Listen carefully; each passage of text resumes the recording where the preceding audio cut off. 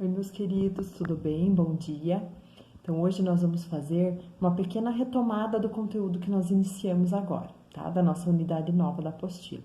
Então, nós começamos a estudar agora o Sol, a Terra e a Lua, né? O conteúdo que nós vamos ver é o conteúdo de astronomia, né? Vamos estudar a respeito do espaço. E a observação do céu, ela tem uma grande importância para a história da humanidade, né? Nas ciências a gente vê que é através da observação dos fenômenos da natureza que as pessoas antigamente começaram a entender como tudo funcionava, como o mundo funcionava, né? Começaram a perceber as cheias dos rios, a época de chuvas, a época de seca, movimentação das marés, né? E começaram a associar isso aos fenômenos naturais que eles conheciam, observação de astros. Então, a busca por explicações e padrões para os movimentos dos astros resultou na descrição e na elaboração de muitas teorias e leis que a gente conhece hoje, tá? E lá no início eles já começaram a fazer suposições, mas esses estudos foram sendo aprofundados cada vez mais e as teorias que foram criadas antigamente foram sendo aperfeiçoadas, tá? Nós vamos estudar agora no início da nossa apostila, no início dessa unidade, nós vamos iniciar o estudo dos modelos cosmológicos, tá? Então, o que vem a ser os modelos cosmológicos? São os modelos que explicavam os movimentos e as forças existentes no universo, tá?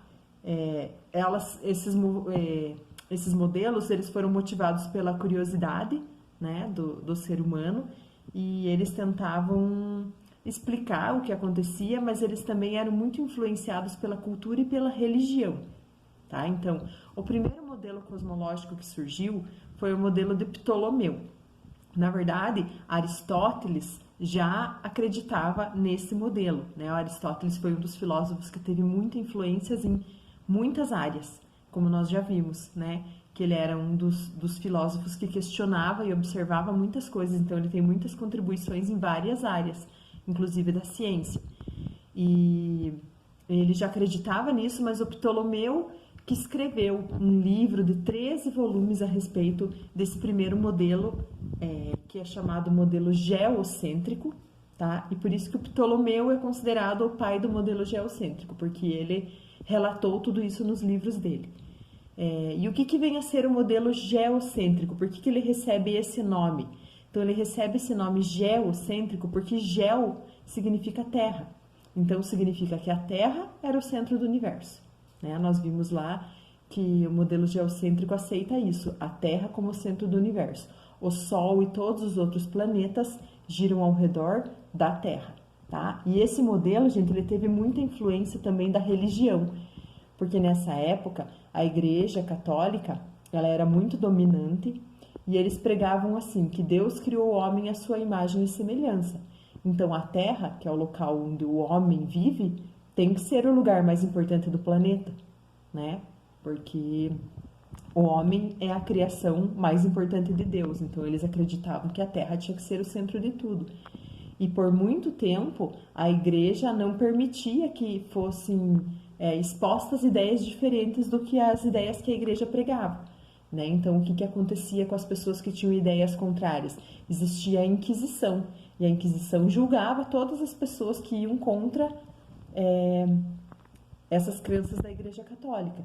Então, teve muitos astrônomos, muitos filósofos, muitos pensadores da época que começaram a ter ideias diferentes, mas na verdade não podiam divulgar os seus estudos porque eram ameaçados pela Inquisição. Tá? Então, o primeiro modelo que surgiu foi o modelo de Ptolomeu, que é o modelo geocêntrico, a Terra como centro do universo. Mas aí, com as observações de fenômenos, o desenvolvimento de novas tecnologias, que na época não eram tão tecnológicas, mas eram descobertas, né? Surgiu outro modelo, que era o modelo de Nicolau Copérnico. Nicolau Copérnico fez estudos e ele divulgou um trabalho que dizia que o modelo cosmológico não era mais geocêntrico, era heliocêntrico, né? O que significa heliocêntrico? Hélio significa Sol, então significa que o Sol era o centro do universo.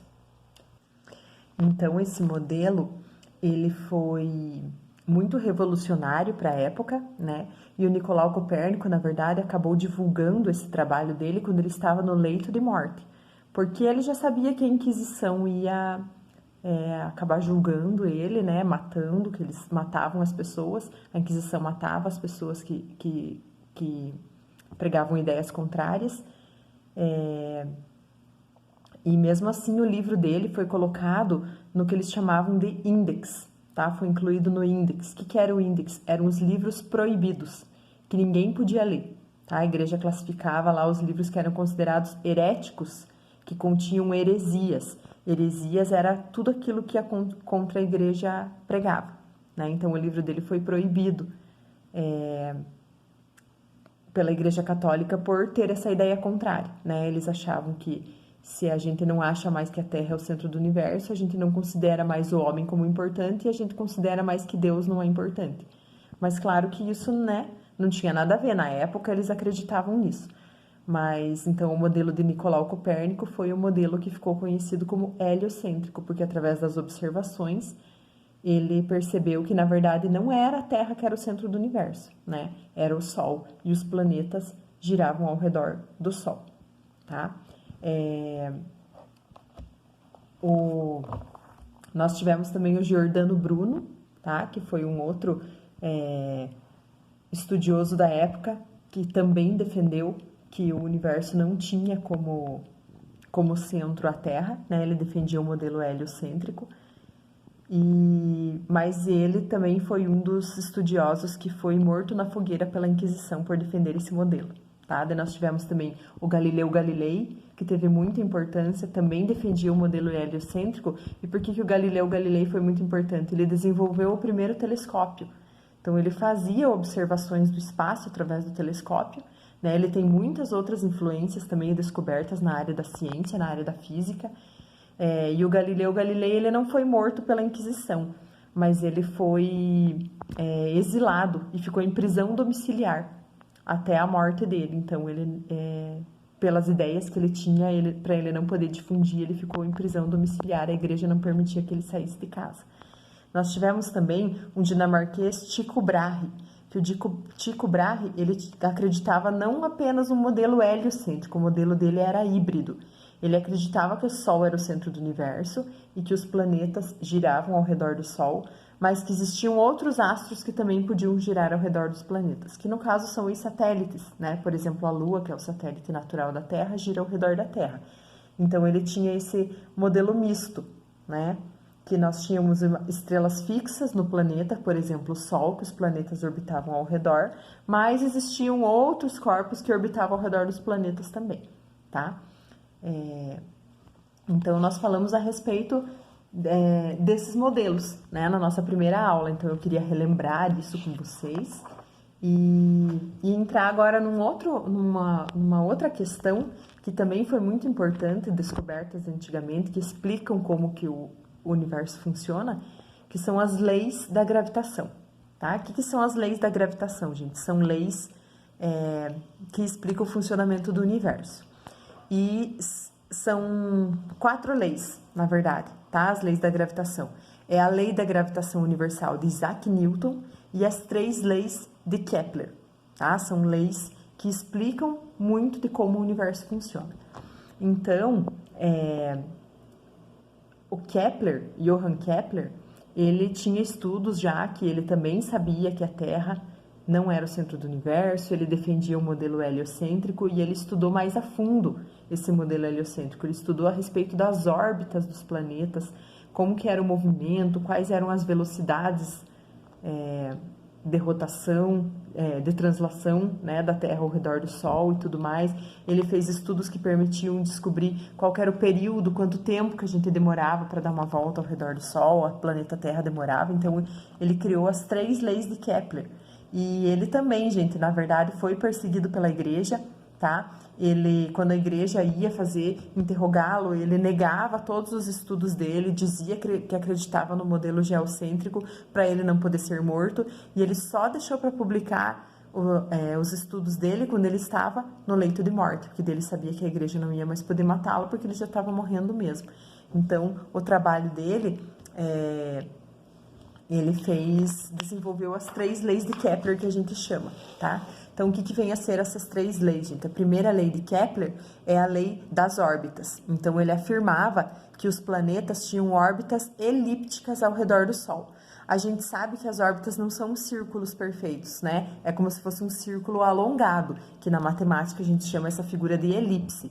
Então, as órbitas dos planetas ao redor do Sol são elípticas, tá? E a gente sabe que o Sol está em um dos focos da elipse, que é como se fosse a elipse tem sempre 2 focos, né? Um perto de cada curvatura lateral. Então, o Sol está em um dos focos da elipse. Essa é a primeira lei de Kepler, tá? A segunda lei de Kepler, gente, é a lei das áreas. Então, ele dizia assim, que os planetas percorrem áreas iguais em tempos iguais, tá? Então, quando a gente vai analisar o movimento da Terra ao redor do Sol, tem hora que nós estamos mais próximos do Sol, né? Que o ponto mais próximo do Sol é o periélio. E tem horas que nós estamos mais afastados do Sol, que quando a gente está mais afastado do Sol é o afélio. Então, para o planeta conseguir percorrer áreas iguais em tempos iguais, significa que ele tem que girar mais rápido quando ele está no periélio e girar mais devagar quando ele está no afélio, tá? Então, essa é a segunda lei de Kepler, lei das áreas, tá? O planeta percorre espaços com uma velocidade maior no periélio e menor no afélio. Para vocês fixarem, gente, coloquem na cabeça de vocês assim, ó, associem com a palavra perto e afastado, tá? Ó, periélio começa com per de perto, então é quando a Terra está mais perto, mais próxima do Sol. Afélio, af de afastado, então é o ponto que a Terra está mais longe do Sol, tá? Então a Terra tem velocidade maior perto do Sol, no periélio, velocidade menor longe do Sol, no afélio, tá? Então, essa é a segunda lei, que é a lei das áreas. E a terceira lei, gente, é a lei dos períodos, que é uma formulazinha que permite calcular o tempo que um planeta demora para dar uma volta completa ao redor do Sol, tá? Então, para a Terra, a gente sabe que é 1 ano, né? O período da Terra é 1 ano, a gente demora 1 ano para dar uma volta ao redor do Sol. Mas, dependendo do planeta, as órbitas dos planetas, a maneira que elas vão se afastando do Sol, né? À medida que elas vão se afastando do Sol, as órbitas vão se tornando maiores, são círculos maiores, trajetórias maiores para serem percorridas. Então, demora mais para dar uma volta no Sol, né? Então, os períodos, os tempos para dar uma volta completa podem ser determinados por uma formulazinha, que mais para frente a gente vai ver, né? Mas essa é a terceira lei de Kepler, tá? E para finalizar, pessoal, nós precisamos falar um pouquinho a respeito da lei da gravitação universal de Isaac Newton, tá? Então, o Isaac Newton, ele tem 3 leis da física que são muito importantes, chamadas de primeira, segunda e terceira lei de Newton, mas ele tem também a lei da gravitação universal, que também é muito importante e é considerada como se fosse a 4ª lei de Newton. Então, o que ele descobriu? Não sei se vocês já ouviram falar dessa história, mas certa vez Isaac Newton estava lendo um livro embaixo de uma árvore e uma maçã caiu. Ele estava embaixo de uma macieira e uma maçã caiu. E a partir daquela situação, uma maçã caindo da árvore, ele elaborou a lei da gravitação universal. Então, por que ele teve essa ideia, gente? Ele já tinha formulado as leis de Newton, tá? E tem uma das leis de Newton, que é a primeira, a lei da inércia, diz assim, que todo corpo que está em equilíbrio tende a permanecer em equilíbrio, a não ser que uma força externa haja sobre ele e tire ele do equilíbrio, e o tire do equilíbrio, tá? Então, ele pensou assim, a maçã está lá em cima da árvore, ela está em repouso, então ela está em equilíbrio. Para ela cair, tem que ter uma força externa que puxou, porque senão ela não ia sair do equilíbrio. Por inércia, ela tende a ficar lá sempre. Mas que força é essa que puxa os objetos para baixo? Que faz com que tudo que sobe desça, com que tudo fique grudado no chão, né? Eles já sabiam que a Terra não era plana, a Terra era esférica. Por que a gente não cai para fora da Terra? Né? Por que a gente não cai para fora da atmosfera da Terra? Quem mora lá no Polo Sul, lá embaixo, está de ponta cabeça, como é que a gente não cai para fora da Terra? Então, tem que ter uma força que atrai os objetos para o centro da Terra. E ele elaborou a lei da gravitação universal, que diz que todo corpo que tem massa atrai outro corpo que tem massa. E como a massa da Terra é muito grande, ela gera uma força muito significativa sobre todos os corpos que estão perto dela, tá? Essa força de atração, ela é proporcional às massas dos corpos e à distância entre eles, tá? Então, é por isso que vocês não conseguem perceber a atração entre, por exemplo, você e o seu lápis. Por que que o teu lápis não gruda na tua mão? Porque a nossa massa e a massa do lápis são massas muito pequenininhas, que geram forças insignificantes que são imperceptíveis, a gente não consegue perceber. Mas já quando eu estou falando da massa da Terra, que é um corpo celeste de massa muito grande, dimensões muito grandes, aí se torna uma força considerável, tá? Então, a lei da gravitação universal explica, por exemplo, por que que os planetas giram ao redor do Sol.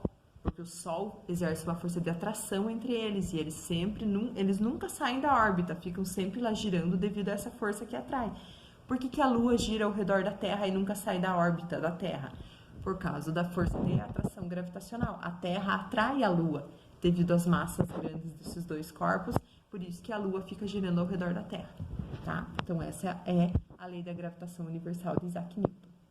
Então, agora, nós já demos uma relembrada no nosso conteúdo dos modelos cosmológicos e já vimos a respeito das leis da gravitação, né, que são as 3 leis de Kepler e a lei da gravitação universal de Isaac Newton, tá? Então, espero vocês na próxima aula para a gente continuar com o nosso conteúdo. Se tiverem dúvidas, estou aqui à disposição, tá? Tchau, tchau.